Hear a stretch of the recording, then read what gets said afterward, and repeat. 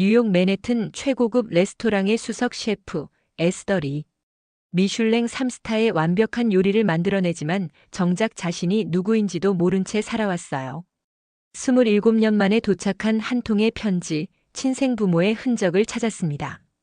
뿌리를 찾아 떠난 한국에서 만난 건 화려한 레스토랑이 아닌 낡은 분식집이었어요. 네가 우리 손녀는 아니지만 밥은 먹고 가야지. 70대 김혜금 할머니의 따뜻한 한마디가 에스더의 인생을 바꿔놓기 시작했는데요. 완벽한 기술로 만든 김밥이 왜 마음이 없다는 말을 들어야 할까요? 그리고 에스더가 진짜 찾던 건 친부모였을까요? 아니면 다른 무언가였을까요? 피가 아니라 마음으로 맺어진 가족의 이야기가 지금 시작됩니다. 구독, 좋아요, 알림 설정까지 부탁드립니다. 피가 아니라 마음으로 맺어진 가족. 뉴욕 맨해튼 한복판 유리창 너머로 보이는 네온 사인들이 눈부시게 반짝이는 밤이었어요. 미슐랭 3스타 레스토랑 르 자르댕의 주방에선 에스더리가 마지막 플레이팅을 완성하고 있었습니다.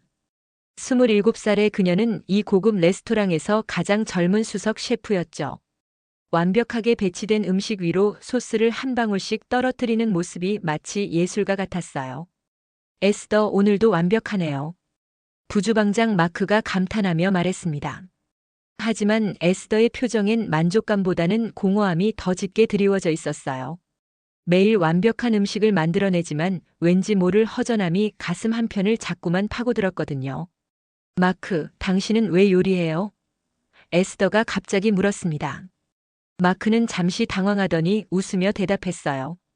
글쎄요, 사람들이 맛있어 한다고 웃을 때가 좋아서요. 에스더는 왜 요리하세요? 에스더는 대답하지 못했어요. 정확히는 대답할 수가 없었습니다. 어릴 때부터 요리에 천재적인 재능을 보였고 양부모님도 그런 그녀를 자랑스러워했지만 정작 자신이 왜 요리를 하는지는 몰랐거든요. 그저 완벽하게 만들어야 한다는 강박만 있을 뿐이었어요. 넌 사람 입이 아니라 미슐랭 별을 위해 요리하잖아.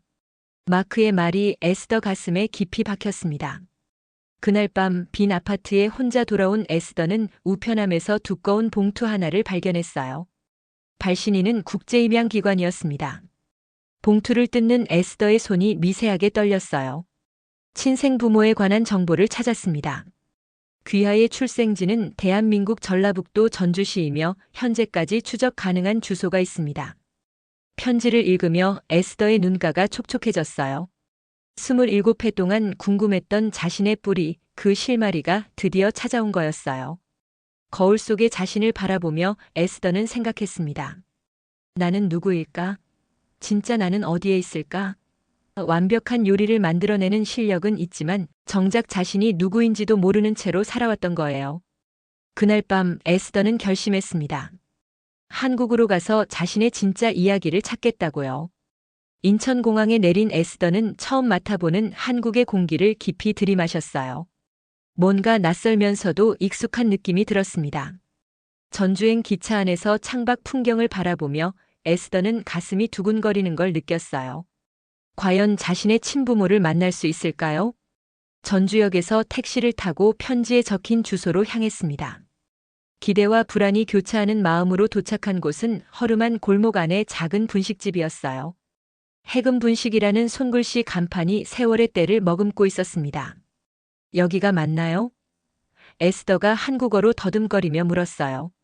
분식집 안에서 나온 건 70대쯤 되어 보이는 할머니였습니다.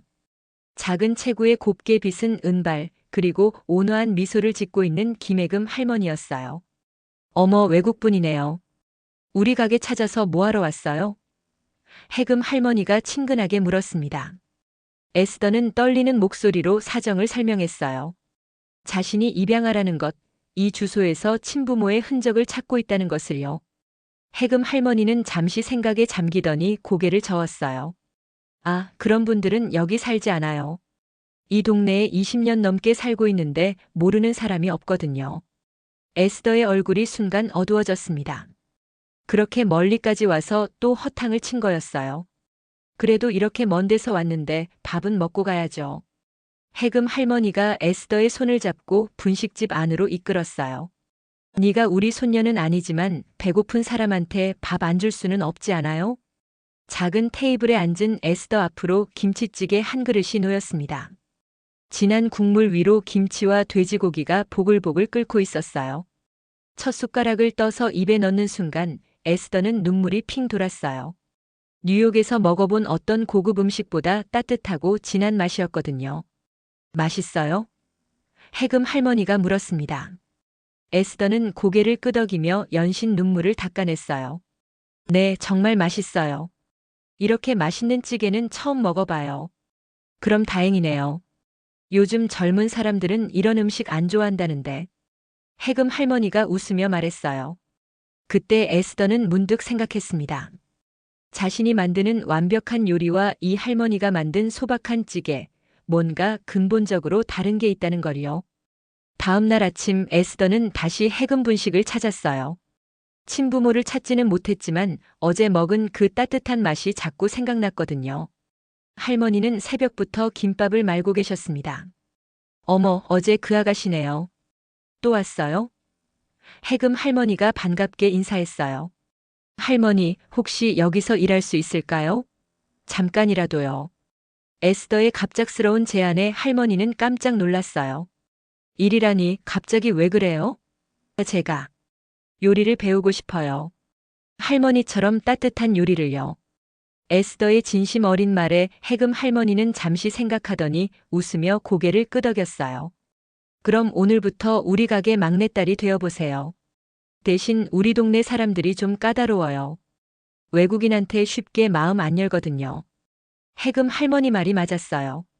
점심시간이 되자 동네 사람들이 하나둘 들어왔는데 에스더를 보고는 수군거리기 시작했어요. 저 외국인이 뭘 할 줄 알겠어?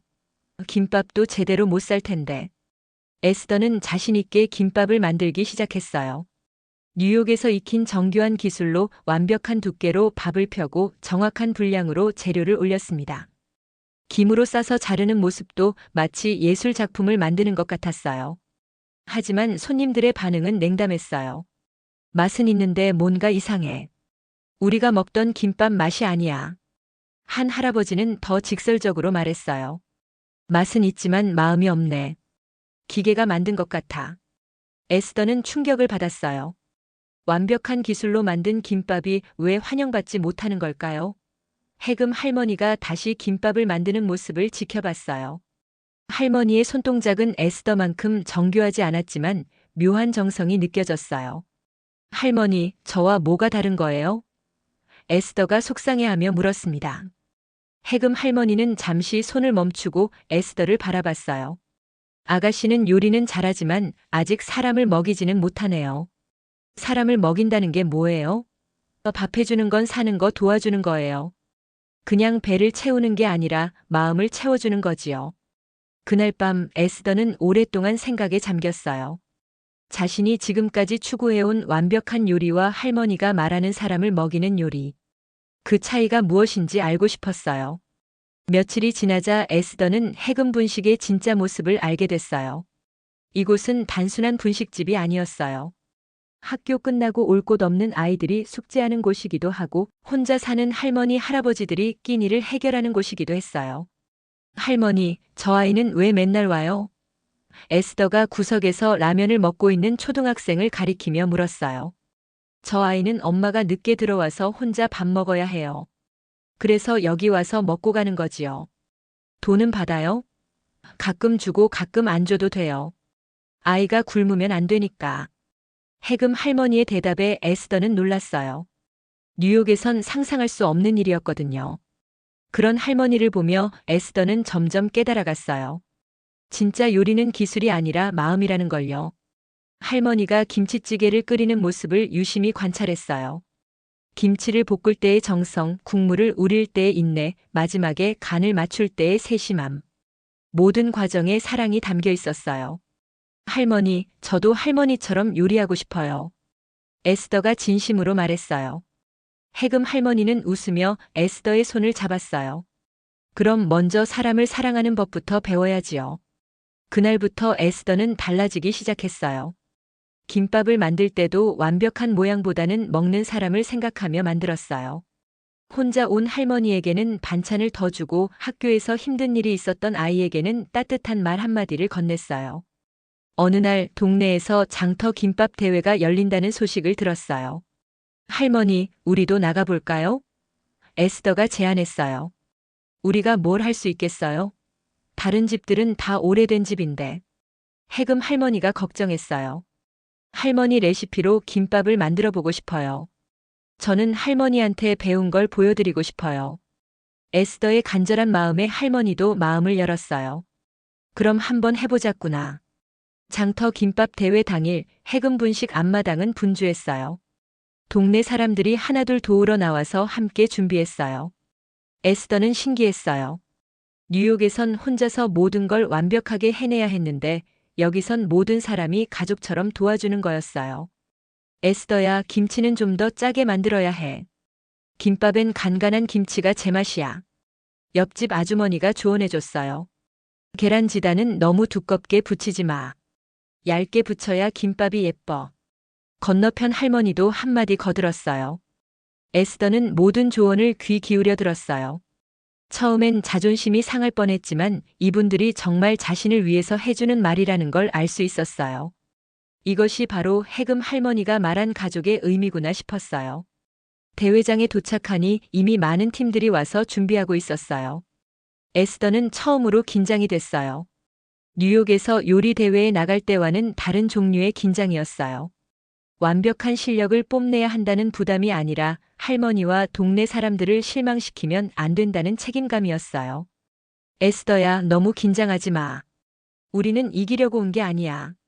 그냥 우리가 평소에 하던 대로 하면 돼. 해금 할머니가 다독여줬어요. 김밥을 만들기 시작했어요. 에스더의 손놀림은 여전히 빠르고 정확했지만 예전과는 달랐어요. 한 줄 한 줄 만들 때마다 먹을 사람들을 생각했어요. 할머니, 할아버지들이 좋아할 만한 간, 아이들이 먹기 좋은 크기, 젊은 사람들이 든든할 만한 속재료. 모든 걸 고려해서 만들었어요. 우와, 저 외국인 여자 정말 잘하네. 구경꾼들이 감탄했어요. 하지만 에스더의 마음은 평온했어요. 남들에게 보이기 위한 요리가 아니라 정말 먹는 사람을 위한 요리를 하고 있다는 확신이 있었거든요. 결과는 3등이었어요. 하지만 에스더는 전혀 실망하지 않았어요. 오히려 가장 큰 박수를 받았거든요. 사람들이 에스더가 만든 김밥을 먹고는 정말 맛있다, 마음이 따뜻해진다고 말했어요. 에스더야, 넌 이제 진짜 요리사가 됐구나. 해금 할머니가 에스더를 꼭 안아주며 말했어요. 할머니, 저는 이제 진짜 가족이 뭔지 알 것 같아요. 에스더의 눈에서 기쁨의 눈물이 흘러내렸어요. 그런데 며칠 후 뉴욕에서 전화가 왔어요. 에스더가 근무하던 레스토랑의 총 지배인이었어요. 에스더, 당신이 없으니까 레스토랑이 난리예요. 빨리 돌아와 주세요. 조건도 더 좋게 해드릴게요. 조건이요? 월급을 2배로 올려드릴게요. 그리고 방송 출연도 주선해드릴 수 있어요. 유명 요리 프로그램에서 연락이 왔거든요. 총 지배인의 제안은 정말 매력적이었어요.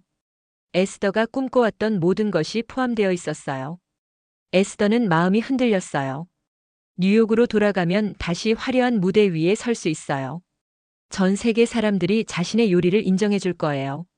하지만 그러면 이곳에서 느낀 따뜻함을 포기해야 해요. 해금 할머니에게 이 소식을 말했을 때 할머니는 의외로 담담했어요. 그렇구나. 그럼 가야겠네.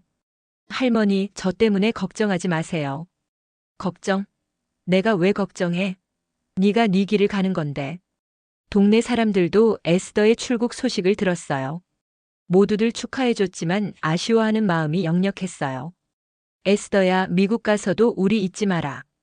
거기서도 김밥 만들 때 우리 생각해라. 에스더는 복잡한 마음이었어요.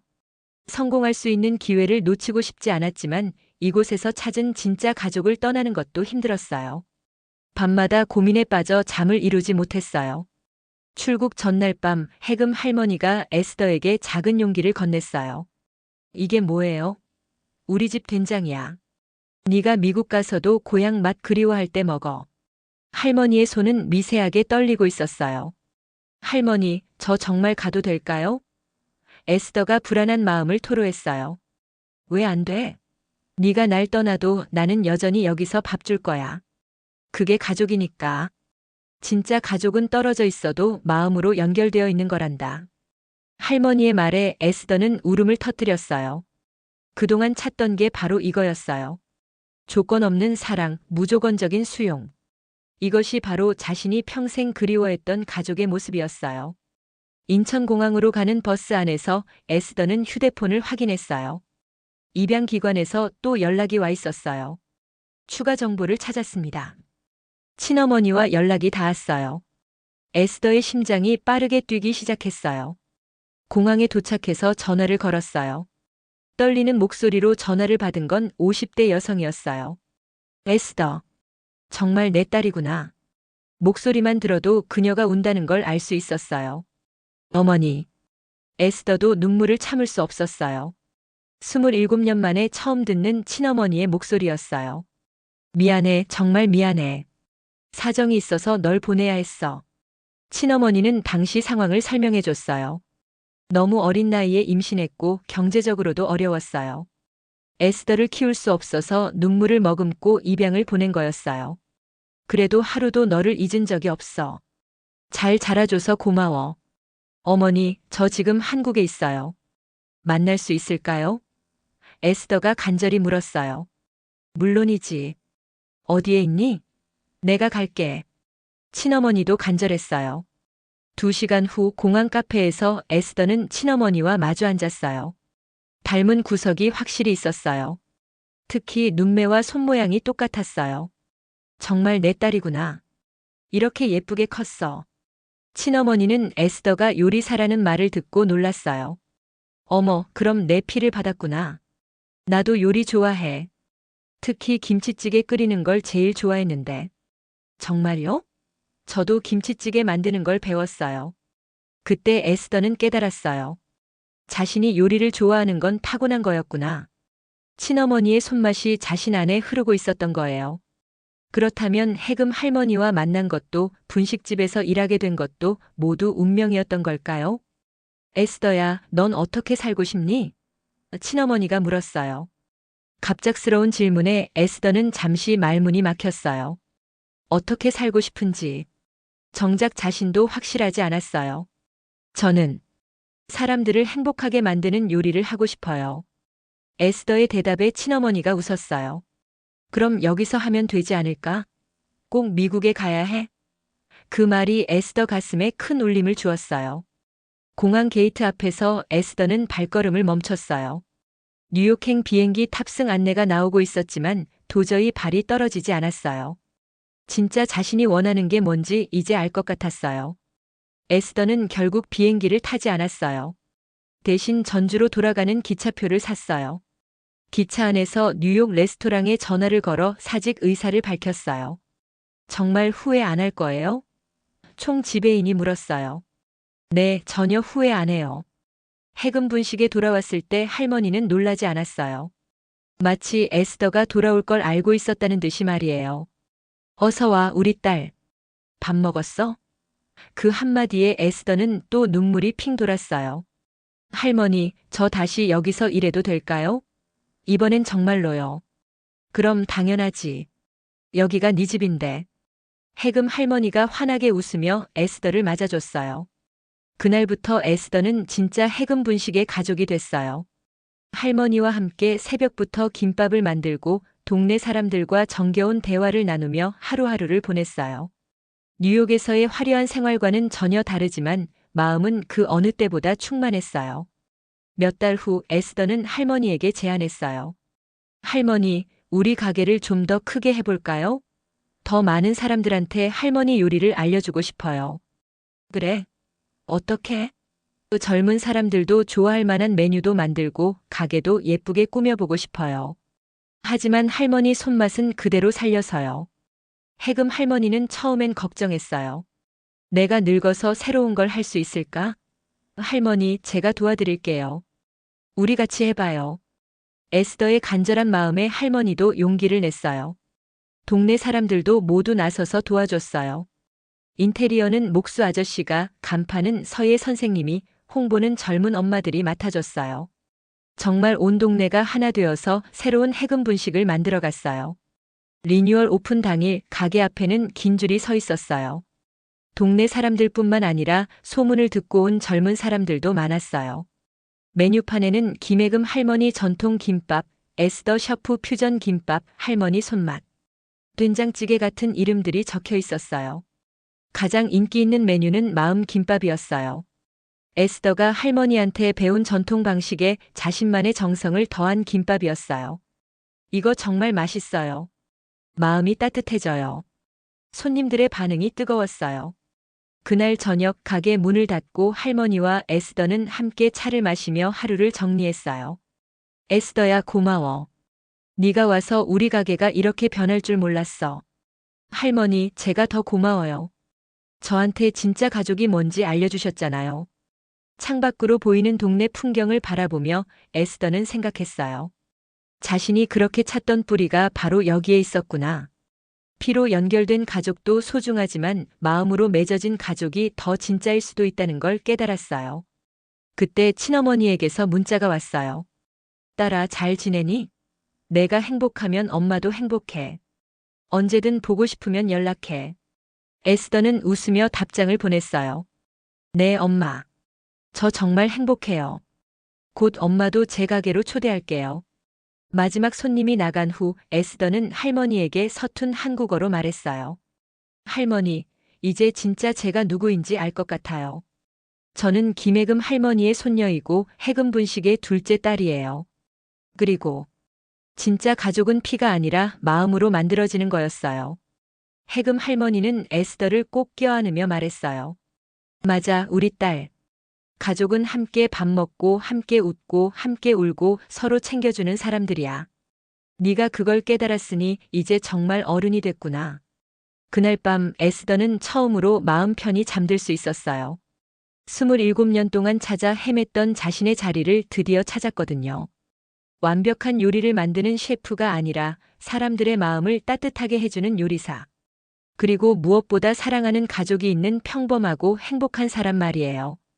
다음 날 아침 에스더는 해금 할머니와 함께 새벽 장보기를 나갔어요. 시장 아주머니들이 반갑게 인사해줬어요. 에스더야, 오늘은 뭐 해줄 거야? 오늘은 할머니 비법 김치찌개 끓여드릴게요. 에스더가 환하게 웃으며 대답했어요. 그렇게 에스더는 자신만의 행복을 찾았어요. 화려한 뉴욕의 미슐랭 레스토랑보다 작은 동네 분식집에서 완벽한 기술보다 따뜻한 마음으로 혼자가 아닌 가족과 함께 진심에서 비롯된 일이 정말로 사람을 살린다는 걸 온몸으로 느끼며 살아가고 있었어요. 가슴 따뜻한 이야기를 더 듣고 싶으시다면 구독, 좋아요, 알림 설정까지 부탁드립니다.